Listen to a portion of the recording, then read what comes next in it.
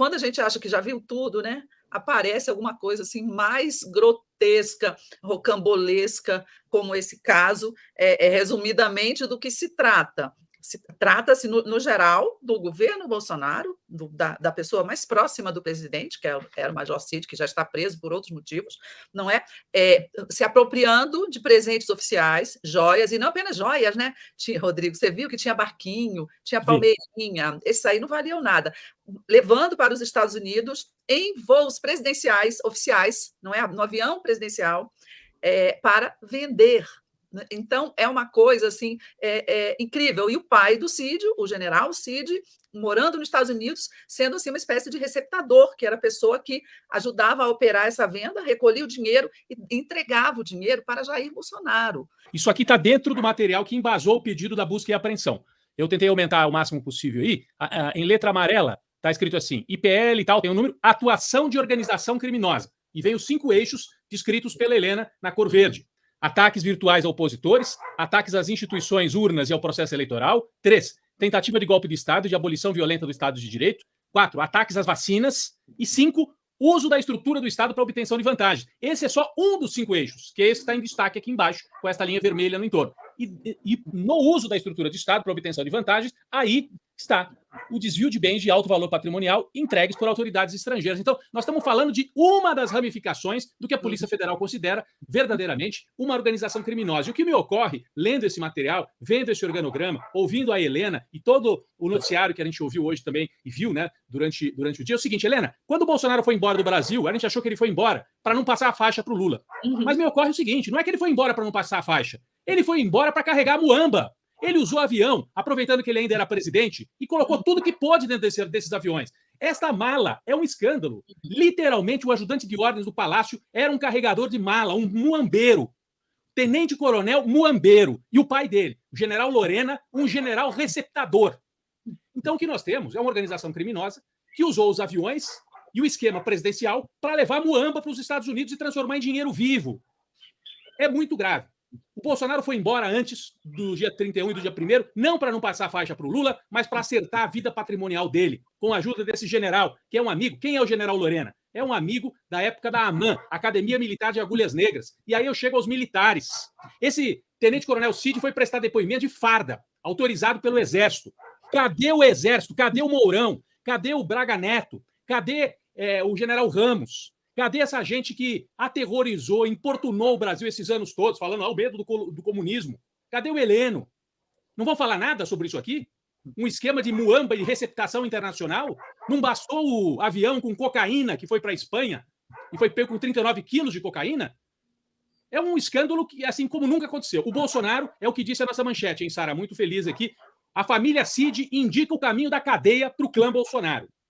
E todos os juristas estão dizendo que é algo muito grave. E algo que o povo entende. Então, transformavam as joias e os presentes do Bolsonaro em dinheiro vivo e levavam mala para cima e para baixo. E tem um personagem, Sara, um tal de Piquet, que é o Cristiano Piquet, que é um famoso vendedor de imóveis lá em Miami, que foi o cara que carregou a mala, foi o intermediário da mala. Então, o Mauro Cid leva a mala, aí pergunta pro pessoal: dá para levar a mala para Miami, porque eu estou em Orlando, leva a mala para mim. Para chegar no pai dele. Aí o pai recebe a mala e fotografa os objetos. Inclusive tem a imagem, o reflexo do general Lorena fotografando aqueles objetos dourados que ele vendeu, sei lá o que eles fizeram, transformaram em grana. E é um desvio de patrimônio público. E eu vi gente falando assim: isso aí é um bando de quadrilheiro, muambeiro de Rolex, povo mequetrefe, quadrilha.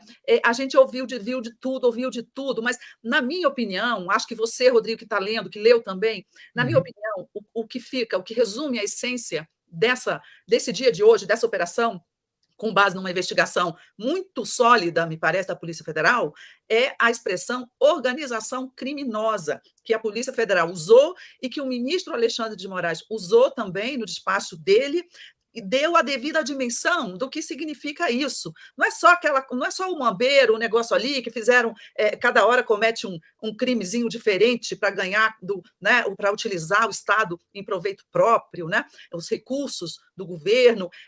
Não é só isso. É uma organização criminosa, está muito bem descrita ali, né, Rodrigo? Na primeira parte, não sei se você viu aquele organograma, o diagrama, eles definem ali 5 eixos. Nesses 5 eixos criminosos ali, delituosos, estão em incluídos os atentados ao Estado Democrático de Direito, a milícia digital, os atos do 8 de janeiro, a falsificação das carteirinhas de vacina, a postura do governo Bolsonaro diante da Covid, ou seja, esses eixos englobam tudo. Essa operação de hoje, que me parece foi a mais forte, a meu ver, até agora, nesse âmbito aí, está inserida dentro de um contexto de uma organização criminosa. A gente sente uma espécie de vergonha, gente. Um sujeito que foi o presidente do nosso país, não é? Se apropriou de presente de chefe de Estado. O mundo inteiro está olhando isso, né? Um quadrilheiro desses, né? Um muambeiro. Mas veja bem, abstraindo aqui o sentimento, né, de revolta, analisando friamente, na minha opinião, essa operação de hoje, e sobretudo porque a decisão do Alexandre foi dada num contexto muito mais amplo, ela marca, na minha opinião, o ponto de não retorno em relação ao Bolsonaro. A partir de agora, não há como o Bolsonaro escapar. Não há como dizerem que, porque em outros casos ele não sabia, saiu pela tangente, jogou o Cid ao mar, não fala com a Carla Zambelli há meses. Então, a defesa do Bolsonaro tem sido essa, tirar o corpício fora desse episódio. Agora, ele não pode mais, não é? Essa história, essa narrativa que está muito bem consubstanciada, foi uma investigação muito meticulosa, a gente vê isso, né? Em cada detalhe ali do documento, você tem prova de tudo que eles alegam.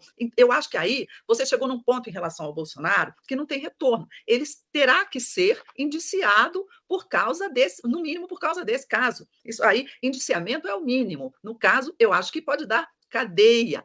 Eu fico aqui refletindo por que Bolsonaro não entrou na operação, não esteve incluído entre os personagens da operação. Porque os personagens da operação hoje foram o Cid Filho, Cid Pai, desculpa, tocou meu telefone. Cid Pai, Cid Filho, mais o Crivellarato, como é que é o nome dele? Acho que o assessor. E essa foi uma operação de busca e apreensão, mas não foi na casa do Bolsonaro, embora a Michelle agora tenha sido convocada para depoimento.